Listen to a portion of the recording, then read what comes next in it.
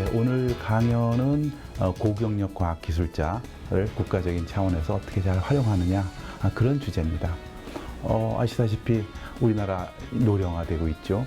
근데 과학기술계는 사실 노령화, 핵심 과학기술자들이 노령화되는 부분도 있지만 이공계 기피 현상 때문에 진입도 별로 많지 않습니다. 그러다 보니까 향후 한 5년 그리고 어쩌면 늦어도 10년 이내에 고급 과학기술자의 공급절벽 현상이 생길지 모릅니다.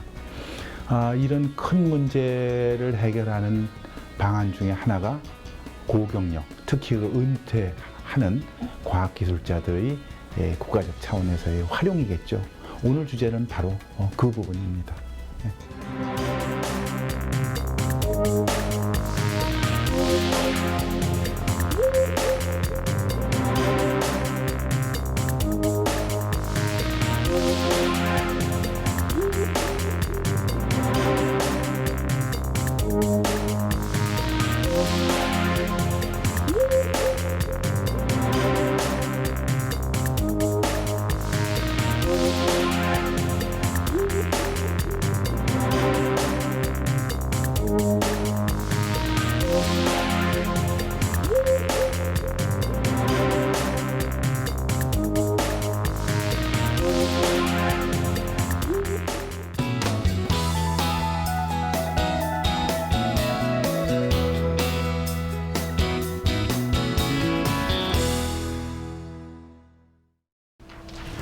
예, 안녕하세요. 스태피의 민철구입니다.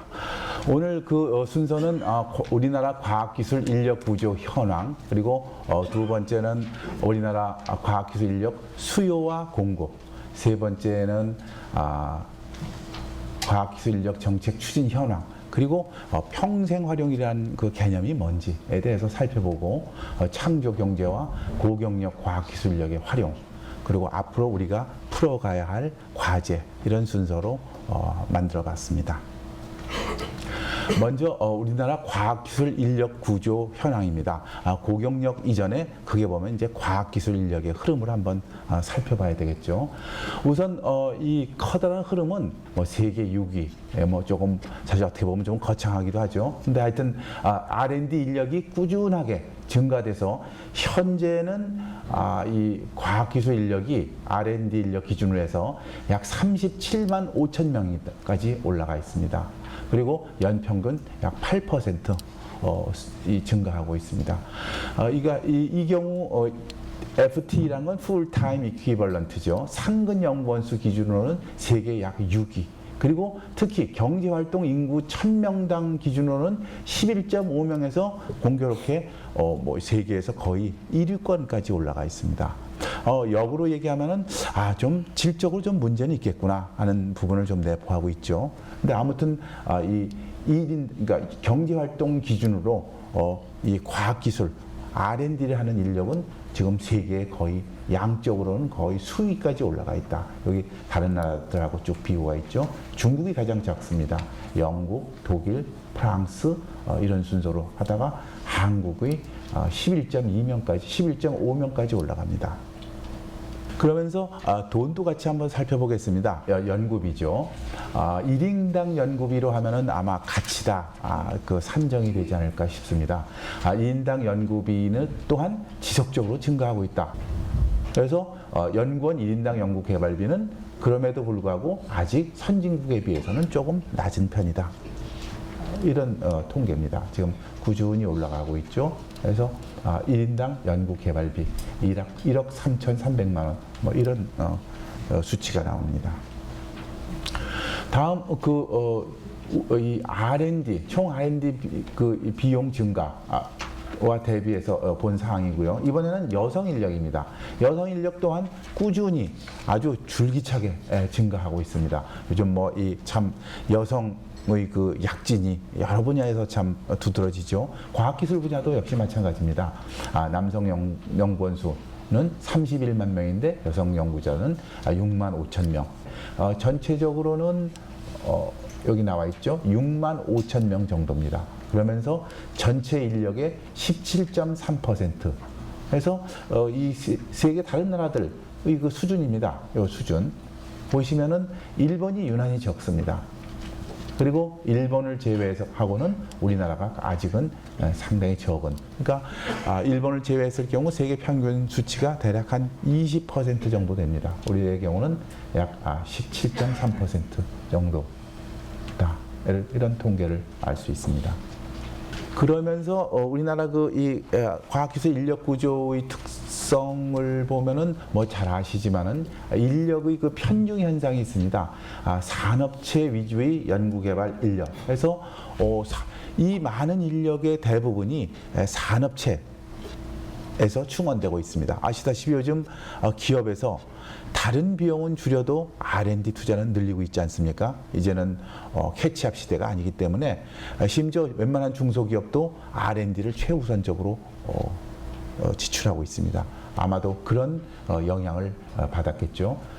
이 연구원 수 비중은 기업체가 67%, 공공기관 7.7%, 대학 25% 해서 일단 기업체의 그 비중이 상당히 높다. 뭐 무척 건전하죠. 사실은 기업체의 그 경쟁력이 국가 경쟁력 아니겠습니까? 본질적으로는 그걸 지원해주는 공공연구기관, 대학 이건 다 사실은 크게 보면 후순위죠, 상대적으로. 근데 아무튼 3분의 2가 기업체다. 그러면서 이 외국과 비교해 보시면 이 산업계 비중이 우리나라가 대단히 어쩌면 지나치게 높은 이런 수치를 보이고 있습니다. 그리고 이 파란 부분이 대학인데 대학의 비중이 상대적으로 낮죠. 그렇죠? 근데 다만 이 수치 자체는 그야말로 두라고 그러죠. 사람, 인력수, 그러니까 퀄리티를 계산하지 않은 물리적인 수치 기준입니다. 그래서 일단은 우리나라 이 산업체, 연구자의 대부분 몰려있다. 그러면서 고급 박사 인력은 대학에 지나치게 편중된 이런 서로 상반된 모습을 보이고 있습니다. 그러니까 인력 수는 많다. 그리고 그 인력이 대부분 산업계에 치중돼 있다. 그러면서 산업계에 치중된 인력의 질은 상대적으로 낮다. 이렇게 요약할 수 있겠습니다.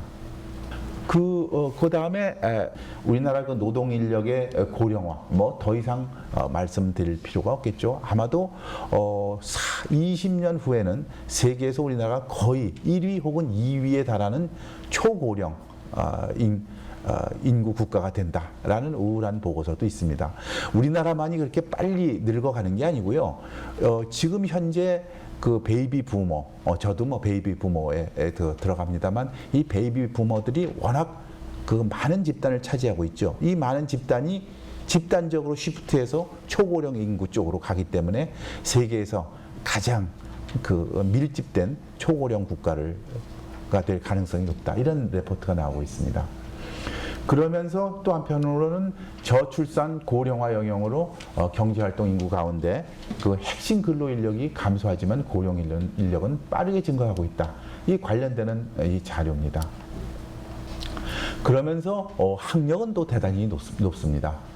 우리나라 사실은 대학 문제가 어려운 게 학령 인구가 꾸준히 감소하면서 대학 진학 대상자가 줄어들고 있죠. 근데 보다 본질적으로는 대학 진학률이 여태까지 너무 많았다는 얘기입니다. 그러면서 지금은 대학 진학률이 상당히 줄어들고 있는데 그런 그 이중적인 어려움 때문에 지금 대학이 어려움을 겪고 있죠. 근데 아무튼 이 그간의 그간의 그 높은 대학 진학률로 인해서 지금 현재까지 노동 인력의 고학력화가 지속되고 있다. 그러면서 이 분야별 수급을 살펴봅니다. 분야별 수급을 살펴보시면은 공학, 자연계열, 의학계열 이런 부분의 그 수급이 점차 어려워진다. 사실은 의학계열이 점점 더 어려워지죠. 근데 이 부분은 사실 인력 정책을 연구하는 저로서는 좀 집단이기주의도 있는 것 같습니다. 이 부분은 사실은 이 공급을 늘려서 해소할 일인데 이 공급, 그러니까 물론 의과 대학이 되겠습니다만 대학 정원이 거꾸로 잘 안 늘고 있죠. 반면에 이공계는 어떻습니까? 일정 부분 이공계 기피 현상이 있죠. 그리고 또 우수 인력이 또 이공계를 이탈하는 경우도 있고, 그래서 사실은 이 공이 나타나는 이 공급 부족 현상의 그 원인은 조금 틀립니다. 이 부분은 너무 수요자, 그러니까 공급자죠. 공급자인 대학의 정원 문제와 관련이 있는 것 같습니다. 그 다음 과학기술 인력 고령화와 관련된 그 인구 분포. 여기 보시면은 고경력 과학기술자라고 할 수 있는 그 모집단의 비중이 사실 꾸준히 증가하고 있죠. 1.6%. 아마도 조만간 이 부분이 약 한 3% 정도에 올라가서 세츄레이팅, 그 안정화될 것으로 보입니다. 대략 한 2020년 되면은 이 부분이 3% 정도까지 올라가고, 이건 또 다른 측면에서는 대단한 인력 자원의 소스다, 이런 평가가 가능하겠죠. 다음 이 연구 책임자급을 얘기합니다. 연구 책임자급은 지금 말씀 좀 아까 이 보신 이 부분하고 대비되게 약 한 3.9%까지 올라갑니다. 그러니까 조금 아까 보신 그 통계는 1.3% 정도인데, 이 1.3% 정도의 그 이 고경력 과학기술 인력이 거꾸로 3.9%만큼의 그 연구 책임자 역할을 하고 있다. 이 부분은 역시 경륜이 필요한 그런 부분을 나타내는 데이터가 되겠죠. 다음 이 분야별 퇴직입니다. 이 퇴직은 여기 통계로 바로 가름하고 넘어가겠습니다. 아무튼 이 2010년 45년과 54년생, 그리고 그 다음 예비 주자들이죠. 이건 바로 현재 그 베이비 부모인데, 이 베이비 부모들이 바로 지금 이 순간 은퇴를 시작하고 있습니다. 일본의 경우 아마 여러분들 그 이 단가이 세대, 단괴 세대라고 아마 들으셨을 겁니다. 그 부분이 참 사회적 문제가 되고 국가 차원에서 나름대로 잘 슬기롭게 극복을 하고 있죠. 근데 일본의 그 단가이 세대는 우리나라보다 약 한 8년 정도 앞섭니다. 일본에서의 그 전후하고 우리나라의 그 한국 전쟁하고 조금 틀리죠. 이 시간이 차이 나지 않습니까? 그 차이인데 바로 그 일본의 경우를 지금 답습하는 그런 데이터가 되겠습니다. 다음 그 이 과학기술 인력 정책 추진과 관련된 몇 가지 그 정책 흐름을 살펴보겠습니다. 평생 활용과 관련해서는 과학기술 인재 육성 지원 기본 계획에 관련되는 부분들이 들어가 있습니다. 과학기술자 평생 활용 체제 구축 방안이 제시되어 있고요. 그러면서 기존 그 과학기술과 교육의 그 시너지, 이런 부분들이 같이 쭉 언급이 되어 있습니다. 그러면서 지금 이 강조되는 게 이제 창의 인재죠. 창의 인재, 참 말이 좋아서 그렇지 그게 쉽지는 않죠. 근데 분명한 것은 이제 우리가 캐치업 시대가 지났고 우리 스스로 뭔가 창조해야 되기 때문에 기존의 낡은 틀을 벗어나서 조금이라도 의미 있는 새로운 부분을 창조할 수 있는 그런 인재를 찾자 하는 그런 그 기본 정신입니다. 이제 그 과학기술인 평생활용 개념에 대해서 좀 살펴보겠습니다.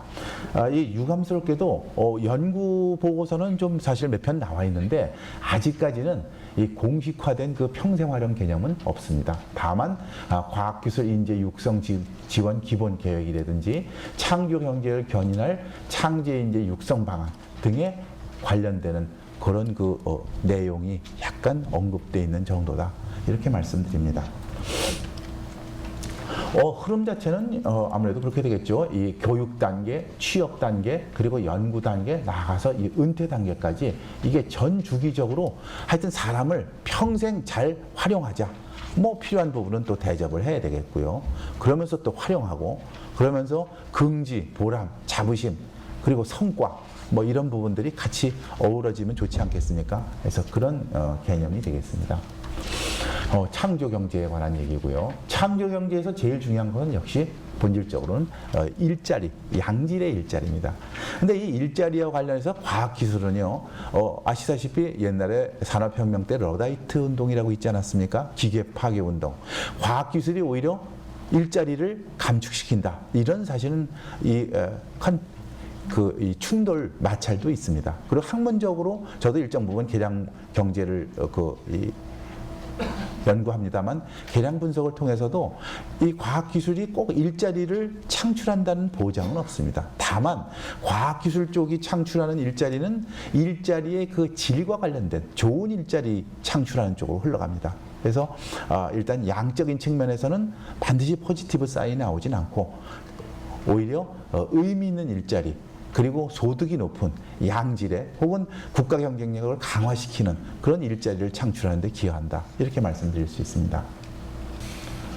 그러면서 이 과학기술과 관련해서는 이제 패러다임이 특히 바뀌고 있습니다. 가장 본질적으로는 양에서 질로 변하는 인력 수요 구조. 그래서 우리나라 전체가 이제는 이 퍼스트 무버가 돼야 됩니다. 뭔가 의미 있는 것을 창조해야지 그야말로 남이 만들었던 거 그런 부분은 전부 한마디로 중국에 치이고 말죠. 그래서 일단은 기존의 기능 인력, 엔지니어 이런 개념에서 소프트웨어 전문가, 크리에이터 이런 쪽으로 가야 된다. 이 소프트웨어 전문가, 이 소프트웨어 기술 영역은 저희 스태피에서 조사한 바에 의하면 전 산업의 약 55% 정도의 부가가치가 이 소프트웨어 쪽에서 나옵니다. 그래서 이 과학기술도 이런 그 하드웨어가 아닌 소프트웨어 쪽으로 시급히 발전해야 된다. 그리고 아까 말씀드린 창의형 핵심 인재가 필요하다. 또 한편에서는 창의와 혁신의 기초가 되는 경험 세대의 축적된 노하우에 대한 핵심 가치가 급증하고 있다. 이 은퇴 세대가 혹은 고경력자가 젊은이들하고 어떤 그 이 경쟁제가 아닙니다. 이 경제학에서 얘기하는 대체 및 보완제입니다. 그리고 특히 창조경제 구현이 일단은 축적된 노하우를 그 기초로 한 그 고경력 과학기술인의 활용 필요성 또한 증대되고 있다. 사실은 또 한 가지 무시 못하는 게 그 끊임없이 진행되고 있는 이공계 기피 현상이죠. 이공계 기피 현상은 지금 최근 10년 사이에 이공계 진학자가 정확하게 39% 줄었습니다. 그러니까 숫자 자체도 줄었고 또 과학고등학교 출신 중에 상당 부분이 의대, 심지어는 행정고시 이쪽으로 진출을 많이 합니다. 그러니까 양적인 측면에서 혹은 질적인 측면에서 이 과학기술이 절대적으로 부족한 시대입니다. 이런 측면에서는 고경력 과학기술자가 일정 부분 조언하 실으나 그 몫을 또 해야 되겠다 하는 얘기가 되겠죠. 그러면서 앞으로 우리가 생각해야 할 정책 과제를 한 5가지 정도 요약해 봅니다. 우선 첫째는 퇴직 연령의 그 고경력 과학기술자에 대해서 준비 기간을 갖자는 얘기입니다. 직무 재설계 프로그램을 제공해야 되겠다. 사실 그 고경력 과학기술자가 기여한다는 것은 사회에 대한 기여이기도 하지만 또 변화 발전하고 있는 세상에 대해서 스스로 공부하고 그리고 스스로 업그레이드 시켜서 디보션을 해야 되는 그런 부분이 있겠죠. 그래서 먼저 준비를 해야 되겠다. 이 준비하는 거에 대해서 국가 차원에서 제대로 된 시스템을 갖춰주자 하는 그 얘기가 됩니다. 전부 같은 얘기들입니다. 두 번째가 수요 맞춤형 지식, 기술 전수 프로그램의 개발과 국내외 실행. 해서 이거는 일정 부분 어플리케이션도 같이 말씀드리는 겁니다. 일단은 현실적으로 가장 필요한 부분이 중소기업 기술 지원이죠. 그와 관련해서 고경력 과학기술자도 분명히 한 축이 될 겁니다. 갖고 있는 이 노하우를 바탕으로 해서 힘들어하는 중소기업에 큰 힘이 되는 그런 역할을 해줄 수가 있죠. 그리고 이건 지금 국내적으로 말씀드린 거고 국제적으로는 뭐 ODA 사업이라고 너무 잘 아시죠.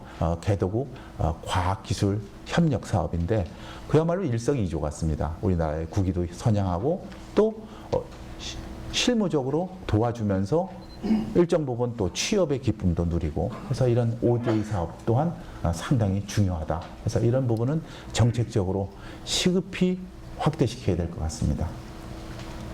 세 번째가 청년 고경력 과학기술력 형태의 세대 융합형. 제가 한번 말을 만들어 본 겁니다. 세대 융합형 창업. 아시다시피 요즘 청년 창업 많이 강조하죠. 근데 이런 비판도 있습니다. 당신 같으면 자식을 창업하라고 권장하겠습니까? 그런 얘기합니다. 누구 망하는 걸 보려고 합니까? 라고 비판도 합니다. 사실 그 준비 없는 창업은 사실 죽음이죠. 그래서 이 청년의 그 열정을 통해서 시작하는 이 창업에다가 이 고경력 과학기술인의 그 어떤 경륜 이런 것들을 결합한 세대 융합형 창업에 대해서 정부가 최우선적으로 지원해 줄 수 없겠나 하는 대안을 제시한 겁니다. 그와 관련된 통계들이고요. 그리고 네 번째가 세계 수준의 연구기관 R&D 동향 분석 사업. 그래서 이건 사실 키스티에서 이미 하고 있습니다. 여러분들 너무 잘 아시고요. 그래서 이런 부분도 사실 굉장히 좋습니다. 여러 가지 그 시간이 상대적으로 많으시기 때문에 본인의 그 노하우를 바탕으로 해서 세계 각국에서 이루어지고 있는 프론티어적인 연구들이 어떤 게 있는가. 그거에 대해서 본인이 나름대로 판단하고 그 1차 분석 가공해서 후배들한테 전수해주는 그런 역할이 되겠습니다. 그리고 마지막으로 과학기술인 전문 블로그 운영. 그래서 이 부분은 기여하는 부분도 있지만은 사실 고경력 과학기술인들이 가장 필요로 하는 것은 사실 돈이 아니죠. 아마도 두 가지인데 하나는 명예, 보람, 자부심, 그리고 의미 있는 조그만 것에 대한 기여. 아마 그런 것이 우선 첫 번째일 겁니다. 그리고 두 번째가 사실은 외로움이죠. 그래서 의미 있는 소사이어티를 만들어서 어떤 그 의미 있는 모임도 활성화하고 그리고 거기서 나오는 모임의 결과로서 나오는 아웃풋을 후배들한테 전수해 줄 수 있는 그런 그 공통의 장을 만들자 해서 제안한 겁니다. 과학기술 전문 블로그를 좀 운영하고 활성화하자. 이런 대안들 생각해 봤습니다. 예, 이상입니다.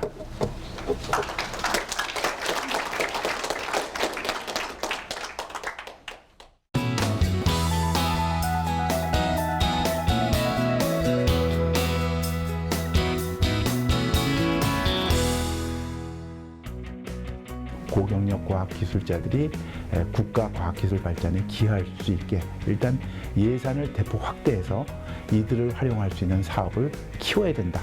이런 부분이 가장 첫째 과제고요.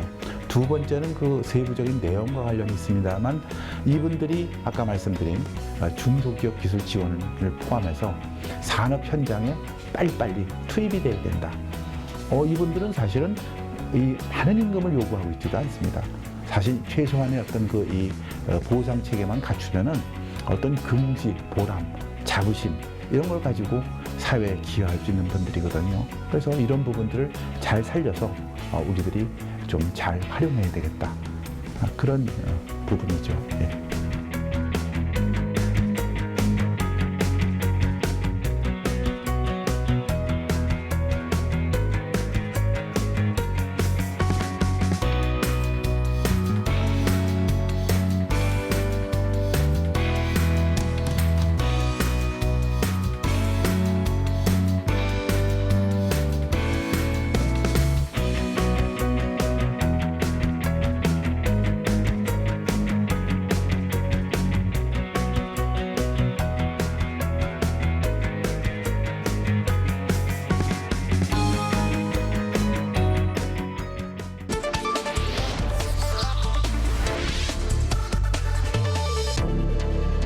우리 중학생들이 과학인의 꿈을 좀 키우기 위해서 특히 산업계에서 일을 많이 하게 하기 위해서 내 개인적인 그러한 스토리를 중심으로 해서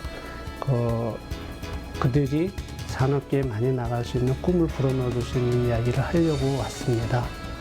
근데 다만 한 가지 좀 생각을 하셔야 될 거는 이거는 재능 기부에 대한 개념으로 보셔야지 이것을 어떤 일자리나 일거리의 개념으로 보시면은 하면서 굉장히 부담이 많이 됩니다. 재능 기부하면서 기쁜 마음으로 해주실 수 있으면 상당히 좋을 것 같습니다.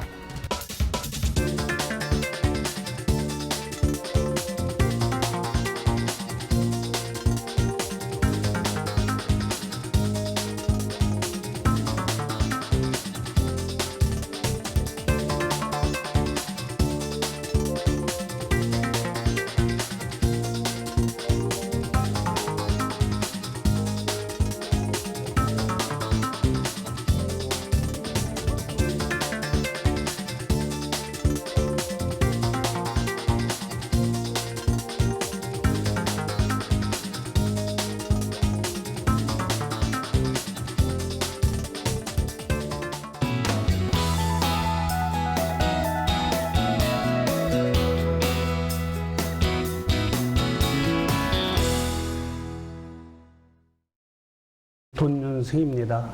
지난 처음으로 제가 중학생 강연을 했거든요. 그래서 그 이야기를 좀 말씀을 드리고 우리 고경력 과학자님들께서도 우리 학생들에게 꿈을 줄 수 있는 이야기들을 좀 많이 해주셨으면 좋겠습니다.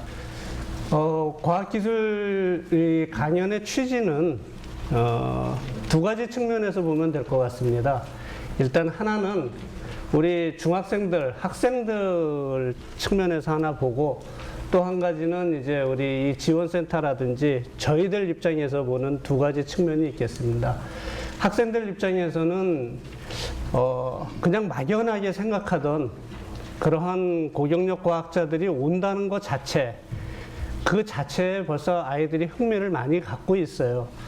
특히 학교에 가보니까 거기 담당 과학반 선생님이라든지 이런 분들 하시는 말씀이 여태까지 다른 데 나가서 많이 하고 선생님들이 와서 뭐 이런 과학 실험도 하고 이런 것들은 많이 했지만 이게 유명하신 분들이 오는 건 처음이기 때문에 아이들이 굉장히 기대를 하고 있다 그런 말씀을 하시면서 학교 측이나 학생들이나 굉장히 좋아했습니다. 근데 걔네들한테 저희들이 좀 전해줄 수 있는 말은 훌륭한 과학인을 통해서 그 학생들이 과학에 대한 꿈을 많이 갖게 해주는 게 중요한 것 같습니다. 또 저희들 입장에서 보면은 일자리 일거리 연계 사업이라고 했는데 실제적으로 보면은 그냥 재능 기부의 측면으로 보시면 될 것 같고요. 그 다음에 이공계 진출자의 안내자로서 우리나라 과학기술 부흥에 기여를 한다는 자부심을 가져야지 이야기는 될 것 같습니다. 산기업에서 그러니까 고경력 지원센터에서 이 의뢰를 해서 처음 이제 중학생 강연을 시작을 하게 됐는데 그게 2013년 10월 18일입니다. 그때 제가 강연한 내용은 산업기술과 엔지니어의 삶이라는 실질적으로 어떻게 보면은 이제 제가 겪어온 과정의 일부를 얘기하고 또 제가 폴리머를 전공을 했는데 전반적인 화학에 대한 이야기들을 좀 전해줬습니다.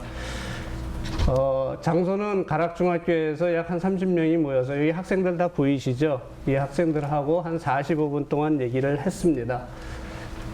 의뢰를 받고 뭐 중학생들한테 하는 강연 쉽겠지 하고 생각을 했다가 정말로 한 열흘 정도 고민을 했습니다. 제일 어려운 게 뭐냐면 눈높이고요. 두 번째, 우리들이 살아왔던 삶을 애들이 몰라요. 전혀 몰라요.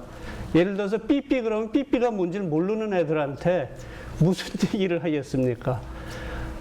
그러한 어려움을 극복하기 위해서 걔네들하고 눈높이를 어떻게 맞춰야 되느냐, 그것 때문에 동영상도 참 많이 보게 되고 만화책도 좀 많이 보게 되고 그랬습니다. 그래서 그런 아이 컨택을 위해서 제가 준비했던 것들이 이 물고기 사진입니다. 코이라는 물고기는 어항에서 키우면은 한 5cm에서 8cm 정도 자라요. 근데 수족관이나 연못에서 키우면은 한 20-30cm 자랍니다. 근데 얘가 강물에만 나가면은 한 1m 정도 커요. 내가 왜 이런 코이라는 물고기를 여러분들한테 설명했을까? 그랬더니 벌써 애들이 영악해서 다 압니다. 우리 큰 물에서 놀라는 얘기 아닙니까? 그래서 그래 맞다. 정말로 너희들 큰 물에서 놀았으면 좋겠다. 그런 얘기들도 좀 해줬고요. 그 다음에 이제 본론으로 들어오면은 왜 과학이라는 게 필요하냐, 전반적으로 봤을 때. 뭐 과학 말고도 인문학도 있고 여러 가지가 있는데 왜 과학이 필요하느냐, 그 부분에 대해서 좀 간단하게 얘기를 하면은 우리가 알고 있는 지식이나 널려져 있는 자원들, 재료들, 그것들 갖고는 아무것도 할 수 없지 않느냐. 그것들을 뭔가 가공을 하든지 뭔가 만들어서 우리들이 쓸 수 있는 제품을 만들어야 되는데 그 역할을 누가 하느냐 하는 얘기죠. 그 역할을 바로 과학인들이 하는 거다. 근데 그 중에서 저는 이제 엔지니어 산업계 출신이기 때문에 뭐 학위는 받았습니다만 산업계에서 있었기 때문에 주로 이제 엔지니어라는 말을 많이 썼는데요. 그러한 실용적인 제품이 나온 다음에 그 다음에 여러분들이 하는 서비스라는 것이 필요한 거다. 예를 들어서 요새 뭐 크레용 팝에 오기통 춤이 나오는데 그 노래들 들으면서 걔네들이 생목소리로 우리가 피아노만 쳤다고 했을 때 그런 느낌이 날까? 안 나겠지? 그런 얘기들 이제 던집니다. 그러면 왜 지금같이 우리한테 그게 귀에 잘 들어올까? 전자음도 있고 전자효과도 있고 다 그런 게 있는데 그런 전자음과 전자효과는 누가 만드느냐? 그게 바로 과학입니다. 여러분들이 과학반이기 때문에 여러분들이 앞으로 그런 것들을 만들어서 이 사회에 이바지해야 된다. 그래서 과학은 중요한 거고 그래서 여러분들은 과학반에 아주 잘 들어왔다라는 얘기를 좀 해줬습니다. 그 중에서도 이제 산업혁명에서의 얘기는 잠깐 했는데 산업혁명 딱 얘기 나오니까 벌써 애들 눈빛이 달라집니다. 근데 우리나라 이야기를 좀 해줬어요. 예를 들어서 우리나라 자원이 없던 가장 가난했던 나라에 1950년대에 화장품이 뭔지를 한번 보여줬습니다. LG화학에서 옛날에는 럭키죠. 그 라키화학에서 나왔던 뭐 콜드크림이라든지 그런 걸 보여주면서 이게 여러분들 아빠 세대의 그 전 세대들이 살던 그때 바르던 콜드크림이다. 너희들 지금 뭐 바르냐? 그랬더니 애들이 이제 신기해하죠.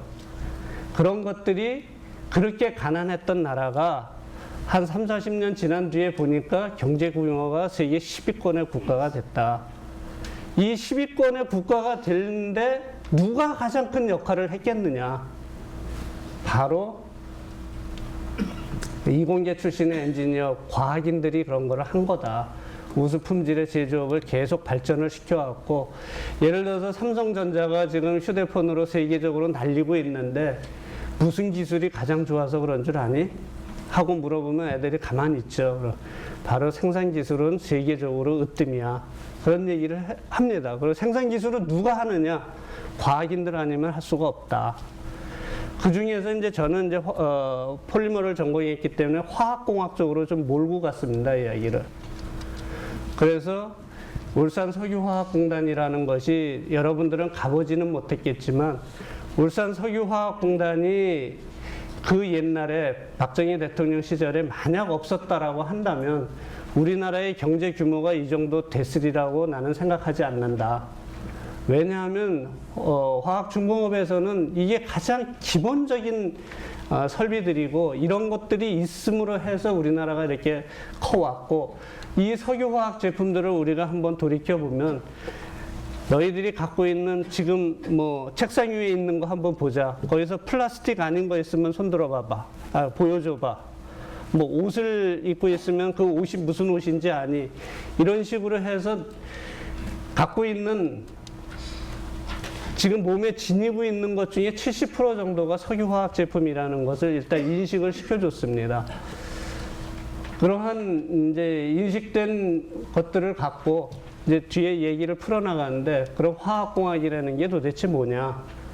중요한 거는 너희들이 알아야 되는 거는 이런 부가가치라는 단어를 알아야 된다.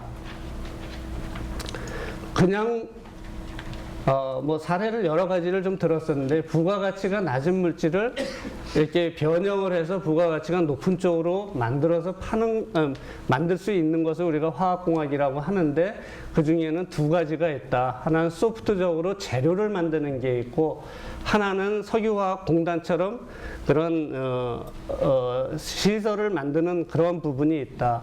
그런 것 중에서 여러분들이 재밌는 쪽은 선택을 하면 된다. 이제 이런 얘기들을 좀 해줬고요. 그러면서 잠깐 제 얘기를 했습니다. 나도 이제 학교를 졸업을 해서 학교로 가야 되느냐, 그렇지 않으면 기업으로 가야 되느냐 하는 좀 고민의 기로에 섰을 때 그때 우리나라는 산업이 막 부흥할 때이기 때문에 또 더 정확하게 얘기하면은 나는 공부하기가 싫어서 기업을 택했다. 기업을 택했는데 맨 처음에 가서 내 한 일이 뭐냐 하면은 이 자동차 아는 사람 그러면 아무도 없습니다. 폰이라는 자동차에 폰이자도 몰라요, 애들은. 우리나라 현대자동차에서 자동차 자체로 만든 제1호 자동차가 포니 자동차다. 이 포니 자동차의 내장재라는 게 있는데 이 내장재가 그때 내열성이 떨어져 가지고 쓸 수가 없었는데 이 내장재 개발을 하는데 내가 기여를 했고 그때 그런 내열성 ABS라는 수지에 대한 스펙을 내가 만들어 줬는데 나는 지금쯤은 뭐 다 바뀌었으리라고 생각을 했다. 근데 재작년인가 얘기 들어보니까 아직도 그 스펙을 쓰고 있더라. 여러분 같으면은 그 자부심이 어떻겠느냐? 그랬더니 학생들이 하나가 그러더라고요. 재즈죠 그러더라고. 그래서 저도 똑같이 대답했습니다. 그래 정말 재졌어. 그런 것들이 과학인에게는 얼마나 기쁨이 되는 건 줄 아니?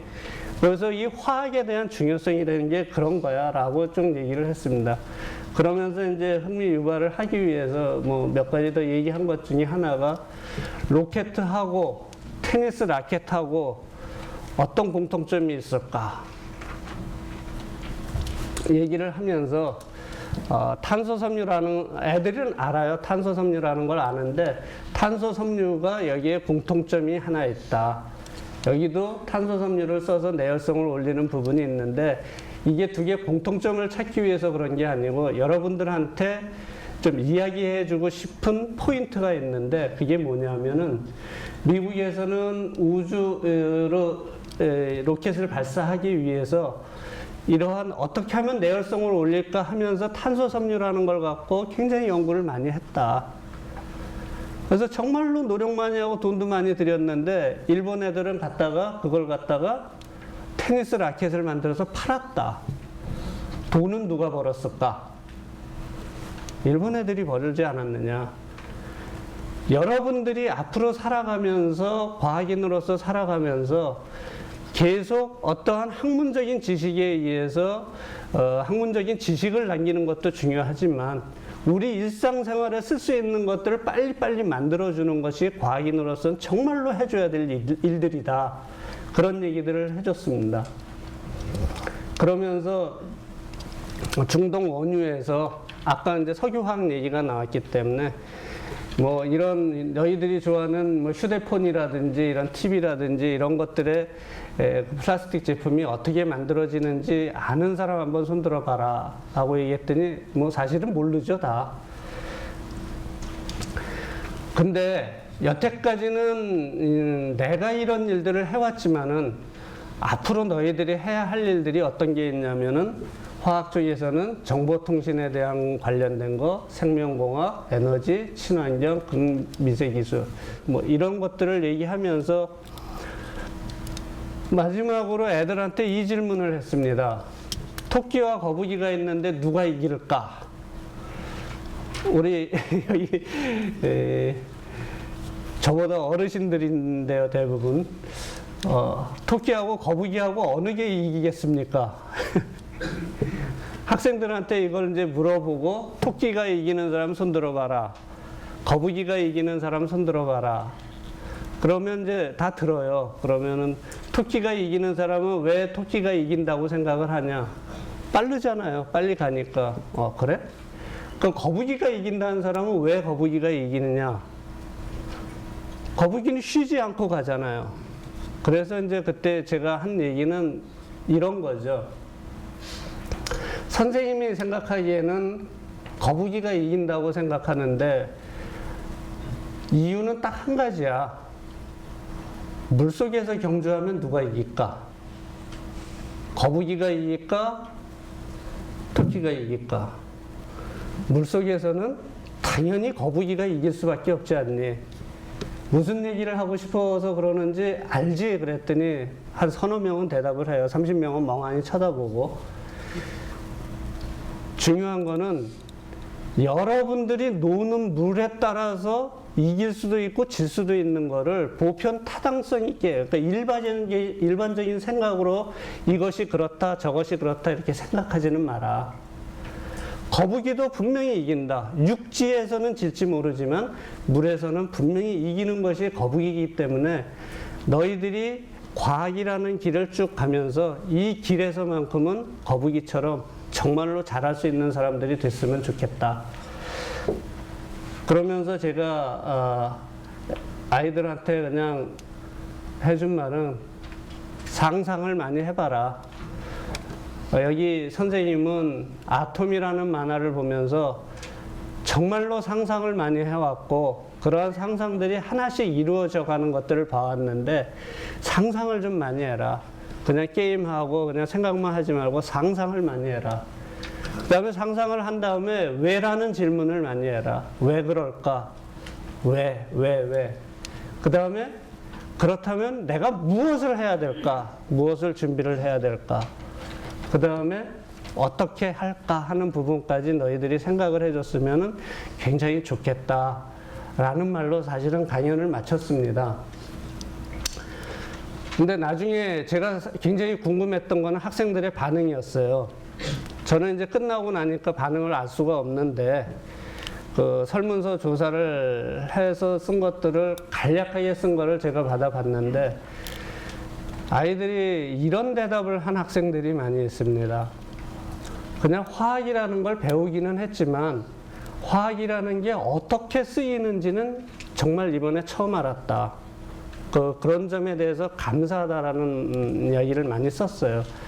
또 저희들이 이제 제가 중학교 다닐 때도 마찬가지였죠. 뭐 화학 뭐 이런 거 배우는데 화학이니까 배워야 됐고 분자 주기율표를 외우려니까 외워야 됐고 그것밖에 몰랐는데 그것이 실생활에서 어떻게 쓰이고 그런 것들이 일위가 됐을 때 어떤 현상이 나타나고 이런 얘기들을 쭉 들으면서 아이들이 아 그게 그렇게 커가고 그렇게 할 수 있는 거구나 하는 생각을 갖게 해줬다는 것이 사실 저로서는 좀 보람이 있습니다. 맨 처음에 의뢰를 받았을 때 사실 그렇잖아요. 맨날 대학 가서 강의하고 기업인들 대상으로 저는 이제 MOT 그 기술 경영 쪽도 이제 좀 많이 하는데 기업 쪽하고 이걸 같이 이렇게 쭉 하다가 중학생을 상대로 강연을 하라고 그러니까 이게 어떻게 보면은 내 자존심도 좀 허락을 안 하는 것 같은 느낌이 있었습니다.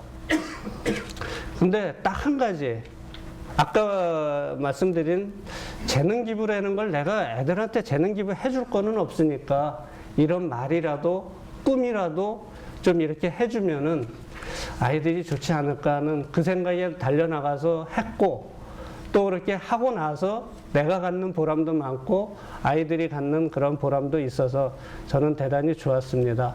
앞으로도 올해 지금 13개 학교에서 진행이 되는데 몇 개 학교 좀 더 해줘야 돼요. 그때마다 이러한 열정을 갖고 그 학생들하고 좀 대하려고 합니다. 혹시 기회가 되셔서 그러한 강연에 초청을 받거나 지원을 하시게 되면은 우리 학생들, 젊은 애들, 정말로 잘 모르고 배우고 있는 애들한테 그 배운 것들이 어떻게 쓰여지는지를 잘 가르쳐 주시면은 애들이 큰 희망을 갖고 잘 열심히 할 것으로 생각이 됩니다. 이상입니다.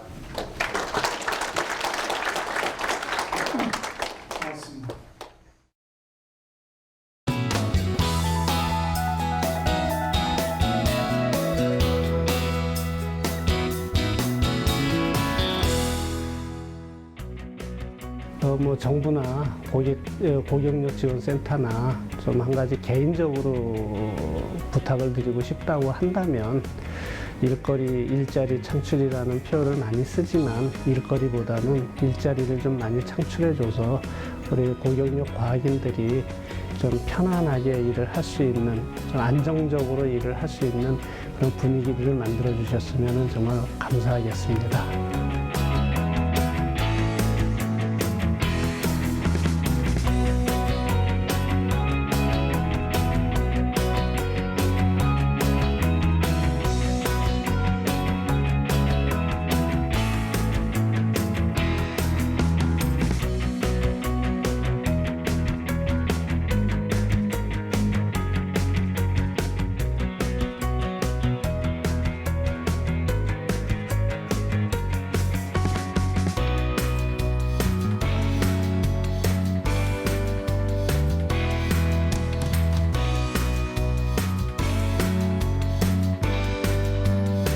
오늘 이 포럼은 첫째, 은퇴과학자들에게는 큰 용기와 자부심, 희망을 부여할 수 있는 계기가 될 것이며 젊은이들에게는 평생 일을 할 수 있다는 계기 조성으로 우리나라의 이공계 기피 향상 해소에 큰 도움이 될 것이라고 생각합니다. 중학생들에게 미래에 대한 희망을 심어주는 과학 교육을 시키는 것이 대단히 중요하다고 생각을 하고요. 또 하나는 젊은 기업자, 과학자들이 하지 못했던 거, 경험을 못했던 것에 대한 시행착오를 이 원로 과학기술이 해결해 줄 수 있는 좋은 기회라고 생각해서 대단히 유익한 행사가 아닌가 생각을 합니다.